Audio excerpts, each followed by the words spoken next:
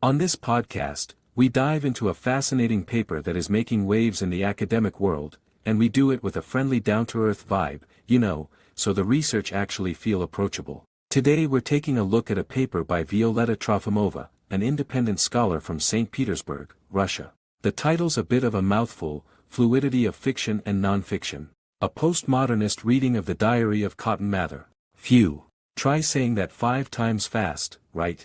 Anyway, remember, I'm going to walk you through the ideas and findings of this paper neutrally. I'm not endorsing or accepting its claims wholesale. Academic research is all about insights and exploration, not absolute truth. Okay, so what's this paper really about at its core? Violetta is tackling a surprisingly modern question. How blurry is the line, really, between fiction and non-fiction? And wow, that hits home for all of us, doesn't it? Whether you were reading a memoir or scrolling a news feed or getting sucked into a historical drama on Netflix, it's sometimes hard to tell what's real and what's been shaped by someone to make a good story. But why focus on a Puritan thinker, Cotton Mather? I had to Google him myself. Turns out Mather was a big deal in early American history, a Boston minister, writer, and he was involved with the Salem witch trials. But Violetta's paper looks past his reputation to interrogate his famous diary, even though it's usually just treated as a historical record. And asks, what if we see this diary as something with a lot more narrative artistry, maybe even some fiction-like qualities? So Violetta draws from postmodernist theory. You've got names like Jean-François Lyotard and Umberto Eco thrown around to argue that the boundary between factual chronicles and made-up stories is, well, not as firm as we usually think. According to Lyotard, postmodernism is all about doubting grand, universal explanations.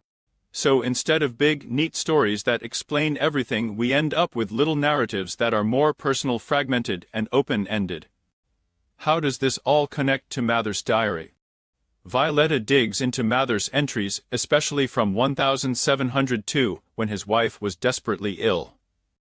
He's praying, hoping, then doubting his faith, and really just being heartbreakingly human.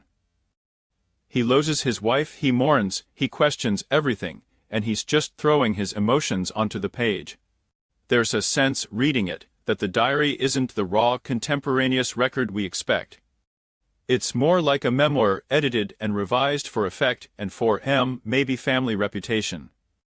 It turns out whole chunks were copied and rewritten, and some parts were even destroyed or held back by Mather's third wife. Honestly, that makes you wonder what else is lost to history, especially in all those centuries before us drives, and now I'm picturing a shoebox full of 17th century love notes stashed up in an attic somewhere, but I'm getting off track. Back to the diary.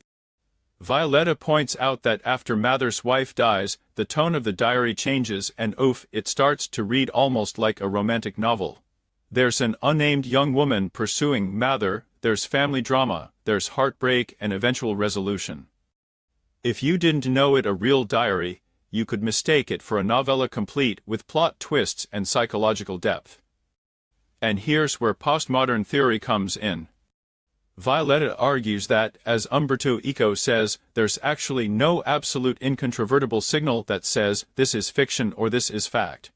Instead, even supposedly factual texts, like diaries, can have all the hallmarks of a crafted narrative. They rare writerly, inviting the reader to piece together meaning, filling in the blanks. Basically, the reader becomes the co-creator. So what does all this mean for you?